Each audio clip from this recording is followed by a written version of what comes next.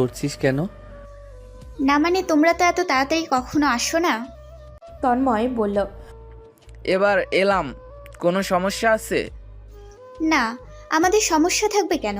তোমাদের বাড়ি, তোমরা যখন খুশি আসতেই পারো। আরিয়ান বলল। কথা পরে বলিস তোরা, আগে চল। মায়া বলল। কোথায়? চল, গেলেই দেখতে পাবি। তন্ময় আর আরিয়ান এর পিছন পিছন মায়া আর আরুষিও গেল। ওরা দুজন বাইকে উঠে বসলো। মায়া আর আরুষি দ্বিধায় পড়ে গেল, কে কার বাইকে বসবে। আরিয়ান বলল। তোমাদেরকে কি বাইকে উঠে বসার জন্য আলাদা করে ইনভাইটেশন কার্ড দিতে হবে? উঠে বসো দুজনে। মায়া বলল। কোথায় বসবো? তুই তন্ময়ের সাথে যা। ওর সাথে? কেন, কোনো প্রবলেম? না, যাচ্ছি। বলেই মায়া গিয়ে তন্ময়ের সাথে বাইকে উঠে বসলো। আরিয়ান এবার আরুষিকে বলল। কি হলো, উঠো। আরুষি গিয়ে বাইকে বসতেই আরিয়ান আর তন্ময় বাইক স্টার্ট দিল। মায়া তন্ময়কে বলল। কোথায় যাচ্ছি আমরা? জানি না, আপাতত আরিয়ান যেখানে যাচ্ছে সেখানেই ওদের সাথে যাচ্ছি। মায়া আর কথা বাড়ালো না। ঘন্টা দেড়েক পর ওরা প্রায় শহরের কাছাকাছি একটা ক্যাফেতে এসে পৌঁছালো। ক্যাফেতে ঢুকতেই আরুষি আর মায়া দুজনেই বেশ অবাক হয়ে গেল, কারণ ক্যাফেতে ওরা ছাড়া আর কেউই নেই। পুরো ক্যাফেটা বেশ সুন্দর করে সাজানো। আরিয়ান তন্ময়কে আলাদা করে ডেকে নিয়ে বলল। আজকেই মায়াকে প্রপোজ করে দিস। আমাদের সুন্দর একটা মোমেন্টস ক্রিয়েট করার জন্যই এত সব অ্যারেঞ্জ করেছি। ও যদি রিয়্যাক্ট করে? করবে না? বলছিস? হুম।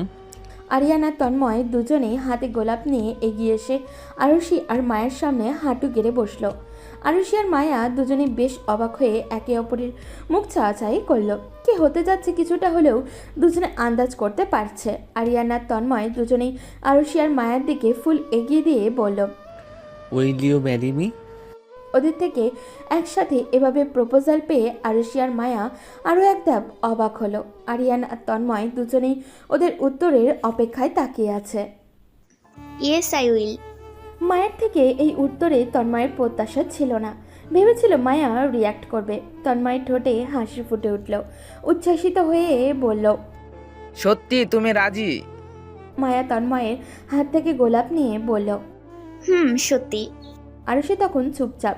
কি বলবে বা কি বলা উচিত ভেবে পাচ্ছে না সে। সে তো একজনকেও ভালোবাসে, অবশ্য তাকে পাওয়াটা এখন অসম্ভব। আরুষি ভেবে চলেছে আরিয়ানের প্রথম দিনের বলা কথাগুলো। বারংবার মাথায় সেই একই কথাগুলোই ঘুরপাক খাচ্ছে। আরিয়ান এখনও তার উত্তরের অপেক্ষায় সেভাবেই বসে আছে। মায়া আরুষির পাশে এসে দাঁড়িয়ে বলল। আর কতক্ষণ ভাইয়াকে এভাবে বসিয়ে রাখবি? আমার কিছু ভালো লাগছে না, চল এখান থেকে। বলেই মায়ার হাত ধরে টেনে ক্যাফের বাইরে চলে এলো। একটা রিক্সা ডেকে তাতে উঠে পড়লো। আরিয়ানা তন্ময় দৌড়ে আস্তে আস্তেই ওরা দুজন চলে গেল। তন্ময় বলল। এটা কি হলো? আরিয়ান কিছু না বলে বাইকে বসে বাইক স্টার্ট দিয়ে চলে গেল। তন্ময় দৌড়ে গিয়ে নিজের বাইক স্টার্ট দিতে দিতে বলল। আরে তোরা সবাই আমাকে ফেলে যাচ্ছিস কোথায়? রিক্সা ছুটে চলেছে ওদের গ্রামের দিকে। উদাসীনভাবে রিক্সায় বসে আছে আরুষি। মায়া বলল। ওভাবে ওখান থেকে চলে এলি কেন? ভাইয়াকে কি তোর পছন্দ নয়? শেষ প্রশ্নে মায়ের দিকে তাকালো আরুষি। ছোট্ট করে জবাব দিল। জানি না। আচ্ছা, তুই কি কাউকে ভালোবাসিস? না। আমার ভাইয়া কিন্তু খারাপ না। ওকে দেখে যা বুঝলাম তোকে ভীষণ ভালোবাসে। এত তাড়াতাড়ি কোনোবারই ভাইয়া গ্রামে আসে না। তোর জন্য এবার তাড়াতাড়ি এসেছে। কত সুন্দর করে আমাদের সারপ্রাইজ দিয়েছে, শুধুমাত্র তোকে ভালোবাসে বলে। তুই ভাইয়াকে অ্যাকসেপ্ট করতে পারিস। আরুষি কিছুক্ষণ মায়ের কথাগুলো নিচে ভাবলো আর বলল। বাড়ি গিয়ে ভেবে জানাবো। ঠিক আছে, সে না হয় তুই ভেবেই জানাস, কিন্তু উত্তরটা যেন হ্যাঁ হয়। দেখা যাক। বাড়ি এসে পৌঁছালো ওরা। মায়া যাওয়ার সময় বলল। টাটা, যাচ্ছি। গুড নিউজের অপেক্ষায় থাকবো।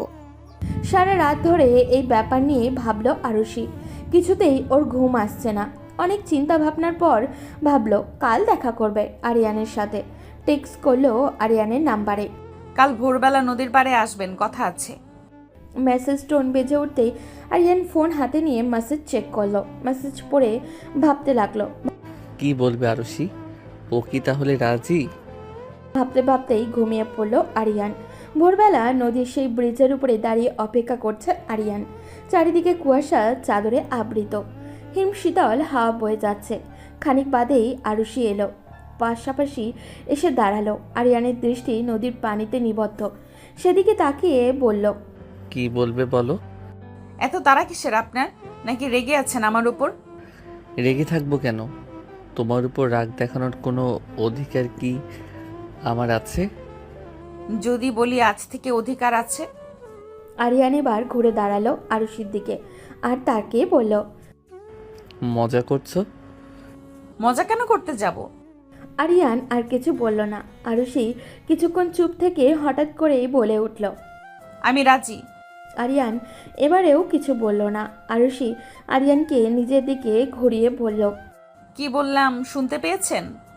আরিয়ান শুনেছে ঠিকই, কিন্তু মুখে বলল, হুম, শুনতে পাইনি, আবার বলো।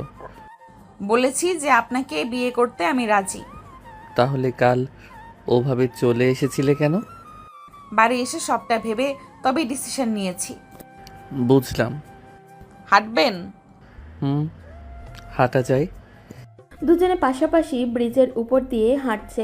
এই ব্রিজে ওদের প্রথম দেখা। তখন দুজনের কাছেই ছিল অচেনা এবং অজানা। আজ দুজনেই একে অপরের সাথে সারা জীবন থাকার সিদ্ধান্ত নিয়েছে। নাসার বিয়েও ঠিক হয়েছে। পারিবারিকভাবেই ছেলে শহরের হসপিটালের ডাক্তার, তাই তার ফ্যামিলি সহ তারা সবাই সেখানেই থাকে। আজকে নাসিকে দেখতে এসে ছেলের বেশ পছন্দ হয়েছে, তাই সামনের সপ্তাহতেই বিয়ের ডেট ফিক্স করা হয়ে গেছে। মায়া কলেজ শেষে তন্ময়ের সাথে কিছুক্ষণ ঘোরাঘুরি করে বাড়ি ফিরতে ফিরতে বিকেল হয়ে যায়। বাড়িতে ফিরে নাসার বিয়ের খবর শুনি দৌড়ে নাসার রুমে পৌঁছে যায়। পিছন থেকে জড়িয়ে ধরে বলে, আপু, আমি ভীষণ ভীষণ এক্সাইটেড। তোর বিয়ে ঠিক হয়েছে। তা আমাদের হবুদুল্লা ভাইয়ের নাম কি? ঘুম থেকে উঠেই মায়ার মাথাটা গরম হয়ে গেছে। ওকে নাকি এখন ছেলেপক্ষের সামনে শাড়ি পরে তৈরি হয়ে যেতে হবে। নাসা ওকে বারবার তাড়া দিচ্ছে। এক প্রকার বিরক্ত হয়েই শাড়ি পরে ড্রয়িং রুমে যায় সে। সামনে বসে থাকা ছেলে আর তার পরিবারের দিকে তাকাতে 440 ভোল্টের শক খায় ও। তন্ময় আর ওর ফ্যামিলির সবাই এসেছে। তন্ময়ের ফ্যামিলির সবারই মায়াকে পছন্দ হয়েছে। ওদের বিয়ের ডেটও নাসার বিয়ের দিনে ফিক্সড হয়েছে। ওদিকে আরিয়ান আর ফ্যামিলি নিয়ে আরুষির বাড়িতে বিয়ের প্রস্তাব নিয়ে যায়। আরুষির বাবা প্রথমে এত তাড়াতাড়ি মেয়ের বিয়ে দিতে রাজি না হলেও পরে রাজি হয়। আরিয়ানের ফ্যামিলি অনুরোধে ওদের বিয়ে একই দিনে ঠিক করা হয়। মূলত এটা আরিয়ানেরই প্ল্যান। যখন শুনেছিল নাসার বিয়ে ঠিক হয়েছে তখনই প্ল্যান করেছে ওদের ফ্যামিলিকে মানিয়ে তিনজনেরই বিয়ে একদিনে ঠিক করবে। সবার পরিবারের সম্মতি ওদের গায়ে হলুদ। বিয়ের সমস্ত কিছুর আয়োজন গ্রামের একটি কমিউনিটি সেন্টারে একসাথে করা হয়েছে। আরুষি, মায়া আর নাসা তিনজনেই একসাথে পার্লার থেকে সেজেছে। তিনজনকেই হলুদের সাজে খুব সুন্দর লাগছে। আনহা ওদের দেখে বলল, বাহ, খুব মিষ্টি লাগছে তিনজনকে, একদম হলুদ পরি। মায়া আর নাসা তো আনহার কাজিন, তাই আনহার সাথে বন্ডিং বেশ ভালো ওদের। তবে আরুষির সাথে খুবই কম কথা হয়েছে আনহার, তাই আরুষি একটু ইতস্তত বোধ করছে। আনহা ওদের সাথে বেশ কিছুক্ষণ কথা বলে। হঠাৎই রায়ানের দিকে আরুষির দৃষ্টি পড়তেই আরুষি তৎক্ষণাৎ চোখ সরিয়ে নেয়। আনহা ওদেরকে নিয়ে গিয়ে স্টেজে বসায়। সবাই এসে একে একে ওদেরকে হলুদ ছোঁয়ায়। হলুদের পর মেহেন্দির অনুষ্ঠান শুরু হয়। দুজন মেহেন্দি আর্টিস্টকেও আরিয়ান বলে দিয়েছিল চলে আসতে। ওই মেয়ে দুজন একে একে ওদের সবাইকে মেহেন্দি পরিয়ে দিল। বেশ নাচ গান হই হুল্লোড় মিলিয়ে ওদের হলুদ সন্ধ্যা শেষ হলো। আরুষি, মায়া আর নাসা তিনজনেই খয়েরি রঙের ব্রাইডাল লেহেঙ্গা সেজেছে। তিনজনকেই বেশ সুন্দর লাগছে। কিছুক্ষণ আগেই ওদের বিয়ে পড়ানো হয়েছে। আইনত এবং ইসলামী নিয়ম অনুযায়ী আরুষি অবশেষে আরিয়ানের বউ হয়ে গেল। আরুষি ভেবেছিল হয়তো কখনোই কাউকে আপন করে নিতে পারবে না, ভেবেছিল কখনো কাউকে ভালোবাসতেই পারবে না। কিন্তু আরিয়ান তার জীবনে আসার পর তার সব চিন্তা বদলে গিয়েছে। অল্প কয়েকদিন আরিয়ান তার মনের অনেকটা জায়গা করে নিয়েছে। সে জানে মানুষটা খুব ভালোবাসে তাকে। বিয়ের পর সবাই একসাথে সেলফি আর ছবি তুলতে ব্যস্ত। সবাই আনন্দে মেতে উঠেছে। আরিয়ান আর আরুষি একে অপরের দিকে তাকালো। দুজনের ঠোঁটের কোণে হাসির রেখা ফুটে উঠেছে। তন্ময় ও মায়া নিজেদের মতো কাপল ফটোশ্যুট করতে ব্যস্ত। নাসা, তানিম, মায়া, তন্ময়, আরিয়ান, আরুষি, আনহা, রায়ান সবাই একে অপরের পাশে দাঁড়িয়ে নিজেদের মতো আড্ডা আর ছবি তোলায় ব্যস্ত। তাহা এগিয়ে এসে ওদের সামনে মুখ ভার করে দাঁড়িয়ে পড়ল। সবারই কি সুন্দর একজন একজন পার্টনার হয়ে গেল, আর আমি এখানে সিঙ্গেলই রয়ে গেলাম। তার কথায় সবাই হেসে উঠল। আনাহা এগিয়ে এসে বলল, খুব তাড়াতাড়ি তোমার জন্য পার্টনার খুঁজে নিব ননদি, তারপর আর সিঙ্গেল থাকতে হবে না। বিয়ের সমস্ত আনুষ্ঠানিকতা শেষ হওয়ার পর সবাই বেরিয়ে যেতে শুরু করেছে। নাশাকে নিয়ে তানিমরা এক্ষুনি বেরিয়ে পড়বে। শহর যেতে যেতে অনেকটা সময়ের ব্যাপার, তাই নাশা আর মায়া দুজন দুজনকে জড়িয়ে ধরে কাঁদছে, কেউ কাউকে ছাড়ছে না। আরিয়ান আর তানিম এসে ওদেরকে ছাড়িয়ে নিল। নাশা আর তানিমদের গাড়িও চলে যায়। তারপর মায়ের বাবা মাও তন্ময়ের হাতে মায়ের হাত তুলে দেন। মায়াকে নিয়ে তন্ময়রাও চলে যায়। আরিয়ান আরুষি একে একে বেরিয়ে পড়ে। সবার বিদায়ের পর কমিউনিটি সেন্টারের আঙিনা যেন এক অদ্ভুত নীরবতায় ছেয়ে গেল। চারপাশে ছড়িয়ে ছিটিয়ে থাকা ছোটোখাটো জিনিস গোছানোর দায়িত্বে ব্যস্ত কিছু লোক। অন্যদিকে আরিয়ান আরুষি গাড়িতে চুপচাপ বসে আছে। গাড়ি চলতে শুরু করার পরও দুজনের মাঝে কোনো কথা হয়নি। গাড়ির জানালার বাইরে আরুষিকে তাকিয়ে থাকতে দেখে আরিয়ান হঠাৎই বলল, কিসের এত চিন্তা করছো? আরুষি একটু চমকে তাকালো আরিয়ানের দিকে, তারপর নরম স্বরে বলল, চিন্তা না, হঠাৎ সব কিছু এত দ্রুত হয়ে গেল যে মনে হচ্ছে যেন স্বপ্ন দেখছি। আরিয়ান মৃদু হেসে বলল, স্বপ্ন না, এটা আমাদের নতুন জীবনের শুরু। ইনশাল্লাহ সব ঠিকঠাকই হবে। আরুষি হাসলো। দারুণ দেখালো সেই হাসি। তার মনের ভেতরে এক ধরনের প্রশান্তি বয়ে গেল। আরিয়ান সত্যি একজন ভালো মানুষ। তার এই নতুন জীবনের যাত্রা যেন আনন্দ আর ভালোবাসায় পূর্ণ হয়, এই আশাতেই মনের ভিতরে আশার আলো জ্বলে উঠল আরুষি। নাশা আর তানিম শহরের ফ্ল্যাটে এসে পৌঁছালো।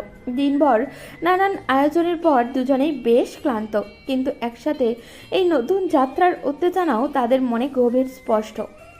রাতের খাবারের পর তানিম নিজের রুমে দরজা খুলে ভেতরে ঢুকেই মৃদু হেসে বলল, এটা আমাদের ছোট্ট পৃথিবী, কেমন লাগছে? নাশা চারপাশ তাকিয়ে দেখল। ফ্ল্যাটের ঘরগুলো বেশ গোছানো, সাজানো। বিছানার উপরে গোলাপের পাপড়ি ছড়িয়ে আছে। জানালার পর্দায় মৃদু বাতাসের স্পর্শ, ঘরে হালকা ল্যাভেন্ডারের সুগন্ধি। নাশা মুগ্ধ হয়ে বলল, খুব সুন্দর। তানিম ধীরে ধীরে তার কাছে এসে হাত ধরে বলল, ক্লান্ত তো, কিছুক্ষণ বিশ্রাম নাও। নাশা বলল, আমি ঠিক আছি। তানিম একটু সামনে ঝুঁকে তার চোখের দিকে তাকিয়ে বলল, ঠিক আছে, আজকের রাত শুধু আমাদের, চলো গল্প করি। তারা দুজন বিছানায় বসে কথা বলতে লাগলো। নিজেদের ছোট ছোট স্মৃতি, হাসির গল্প আর ভবিষ্যৎ নিয়ে নানানো কথা। তানিম নাশার দিকে তাকিয়ে বলল, জানো, আমি তোমাকে প্রথম দেখার দিন থেকেই ভেবেছি তুমি আমার জন্যই ঠিক তৈরি হয়েছ।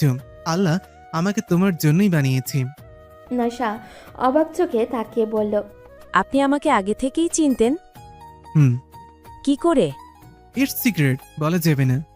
গল্প করতে করতে রাত গভীর হলো। তানিম মৃদু আলো নিভিয়ে বলল, এবার ঘুমো, অনেক রাত হয়ে গেছে। নাশা মাথা এলিয়ে সম্মতি জানালো। দুজনেই জানতো এই রাতটা তাদের জীবনে একটা নতুন অধ্যায়ের সূচনা। একে অপরের পাশে থাকার প্রতিশ্রুতি নিয়েই তারা এক নতুন ভোরের অপেক্ষায় থাকলো। তন্ময়ের ঘর ও ওর সব কাজিনরা মিলে সাজালো। মায়াকে আনহা আর তাহা বসিয়ে রেখে গেছে। তন্ময় ঘরে প্রবেশ করলো। ঘরটি ফুল দিয়ে সজ্জিত।